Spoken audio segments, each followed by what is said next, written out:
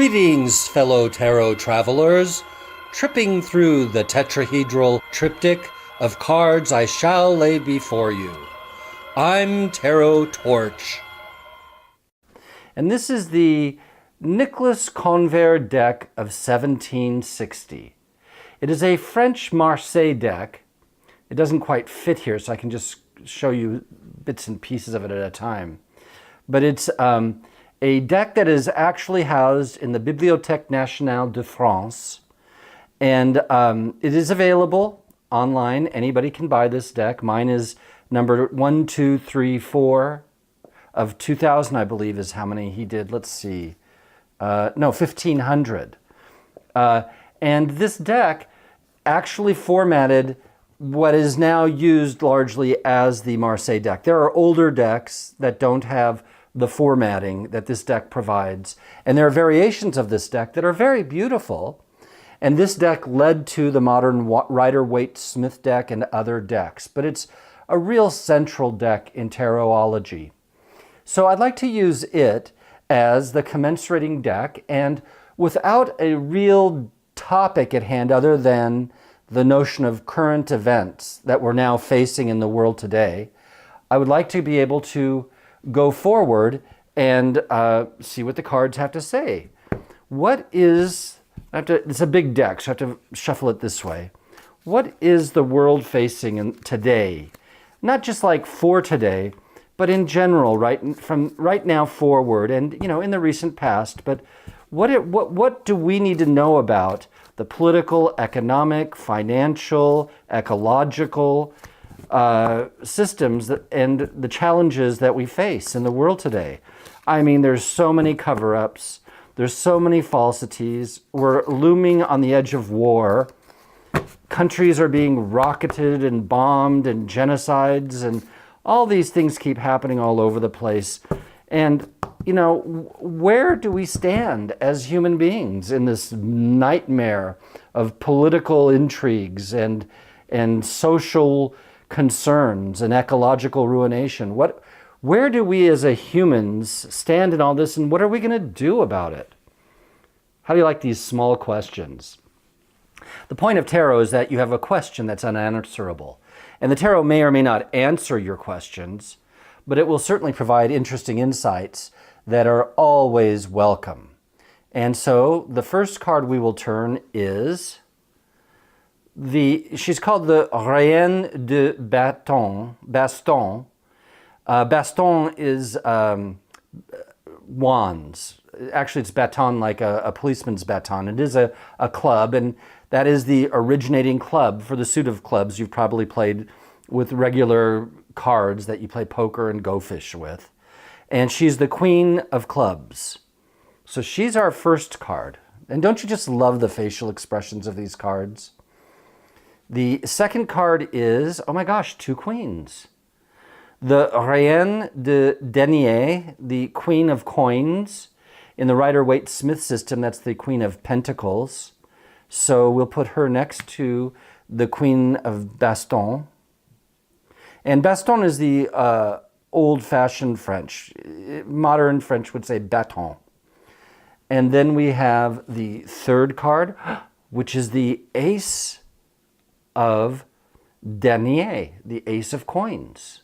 And you have to understand that aces are not considered low cards in the tarot deck. They're considered the sum total power of the entire suit, including the page, knight, queen, and king. So this is a very empowered reading. There's no what we call higher arcana present, but we have two court cards and an ace. This is a very propitious reading, to be honest. And as you can see, the two queens are looking at each other. That means that there's integration, and that the issues between the past and the present are of greater concern than the potential outcomes of the future. The future is still important. We all want to know what the future is. I mean, that's why you do tarot.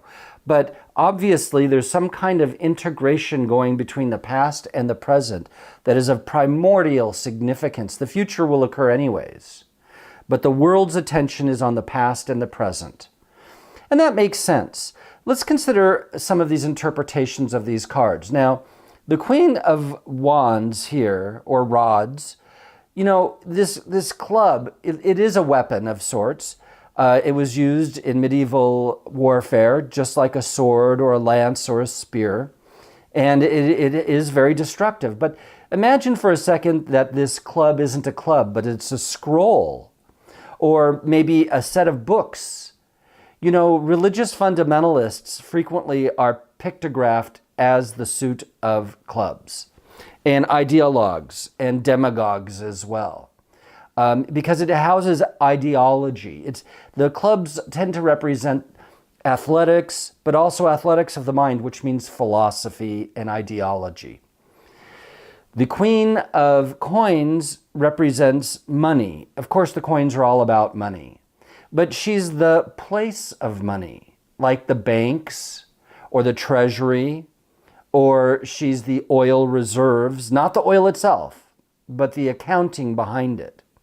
And the outcome card of the Ace of Coins, of course, is money once again. And this is the whole concept and construct of money. So when we look at these two, I think I need to define what a queen is.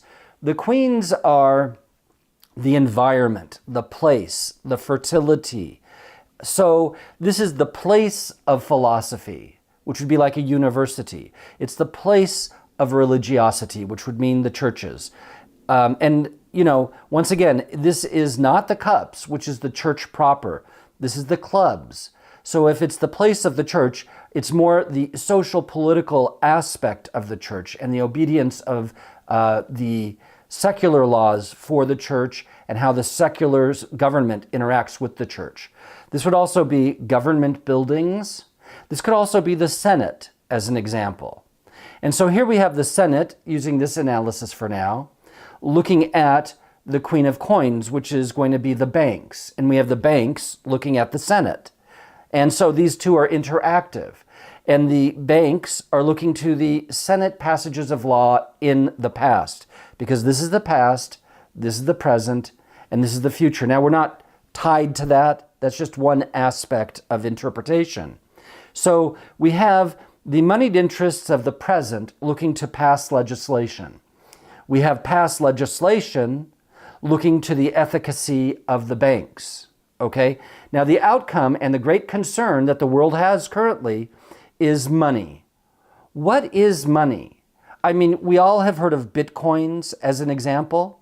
And people wonder, why should I buy into bitcoins? My gosh, they don't represent anything. It's just a manufactured token, like a subway token. Why should it have value? I buy it, it has no intrinsic value, and then the only money I get from it is if I sell it to someone else at a higher price. And the Bitcoin people say, yeah, but what do you think your printed dollars are? They're not backed by gold, they're etheric. And you're just trading them just like you trade Bitcoins. And so we have this idea here of a cashless society coming forward. There's so much debt in America, as an example. It's just, Clinton did balance the budget, but now it seems rather hopeless unless we close all the military enterprises and shut down large aspects of the government. And we really can't afford to do that with so many problems with North Korea, Iran, and oh my gosh, the current presidential regime has really caused a lot of tension in places like Venezuela, and it's just not a good time to shut down the military bases. So we have this unreasonable debt. And so right now, to remonetize and to do bailouts and to save a system that has a hyperinflated stock market due to low interest rates, but really is not producing and does not have enough of a consumer base, and the idea of putting forward tariffs, which would be another Queen of Coins concept, because that would create an economic space of protectionism. And so what we have here is an economic and legal arena between the lawyers and the accountants. And they're trying to determine, how do we balance the budget? How do we reckon the value of the dollar? And what about the petrodollar? Oh my gosh, Russia is uniting with Iran and is uniting with Venezuela. And Russia is the second oil producer in the world. Iran has huge oil holdings, and so does Venezuela. And they're offering an alternative to the Western system of of loans and banking, and SWIFT, the payment of loans and debt from foreign governments, and an alternative of BRICS to the IMF. And so, the petrodollar itself is being undermined. That's one of the reasons why Iraq was bombed and Libya was bombed, is that these countries traded in non-American dollars. All petroleum must be traded in American dollars, or America seeks military consequences. And so we could be seeing the collapse of the American dollar due to the collapse of the petrodollar.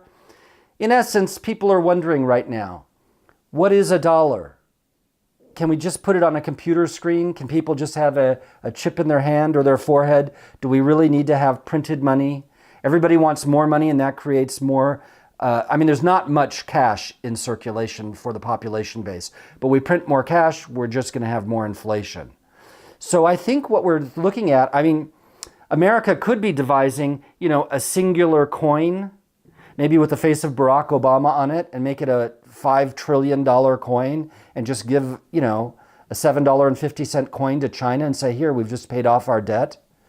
So we don't know, but I'll tell you, there's something going on with the economies of the world, not just America, but the economies of the world are looking to pass legislation to shift economic burdens and to reconcile economic debts. Now let's look to the future just for a quick moment.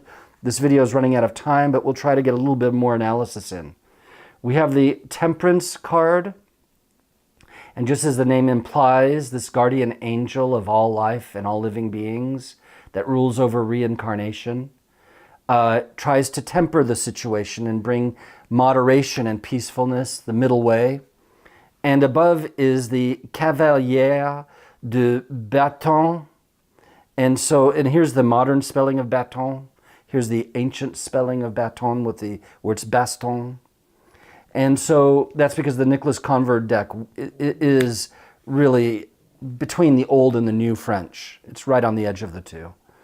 And so the Knight of Bâton, who serves the Queen at her pleasure, he is more about the military and the ability to bomb countries that refuse to use the petrodollar.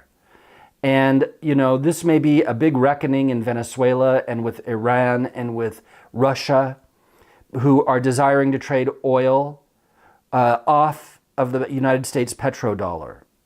This is militarism, but it's not a sword. It's not direct militarism. So we could be using some kind of negotiations. We could do preemptive strikes. We could do some banking things and freeze accounts and do embargoes and so forth and so on. That's more in line with this card. It's like the oil embargo on Iran. That is an act of war, but it's not an actively engaged military act of war. We didn't bomb the heck out of Tehran. So that's what this card represents. And Temperance is explaining to us that America is trying to temper itself and not throw a temper tantrum, and that it's important, if we are the reincarnated country of peace that was biblically inspired, that landed here with the Mayflower, that we somehow do not pull out our swords yet, but use the club. And this may be why the Queen of Clubs coins is looking at the Queen of Clubs, is because of these clarifying cards.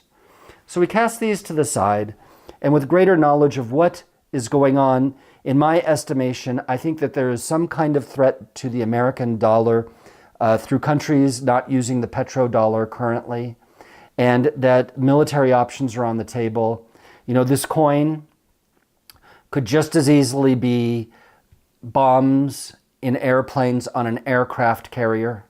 And this could be the idea of shock and awe, the destruction of an entire civilization with this militaristic ordnance being fired upon a city or civilization. And so what we're looking at here, I think, is a redefinition of what is money. Is it more valuable than human life? And can America just change its economy overnight and somehow be debt-free and not be reliant on petrodollars to make the economy turn? And can we come up with a better system?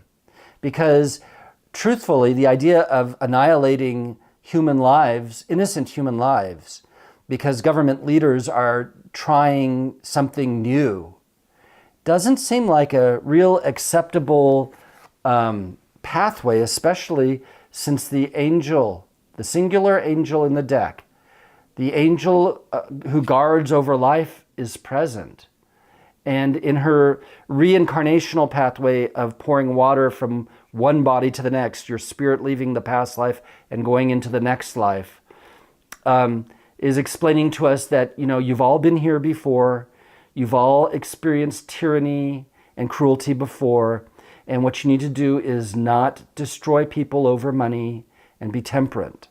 So it's time that the wands do not express militaristically, but that we keep this as an economic sanctions and an economic reorganization of the world's economies, and maybe we can break free from the concept of dollars entirely and go into a different thing like points, because it's all an irrational game we've created that's led to ecological destructionism, genocide, wars, false leadership in governments, false religions.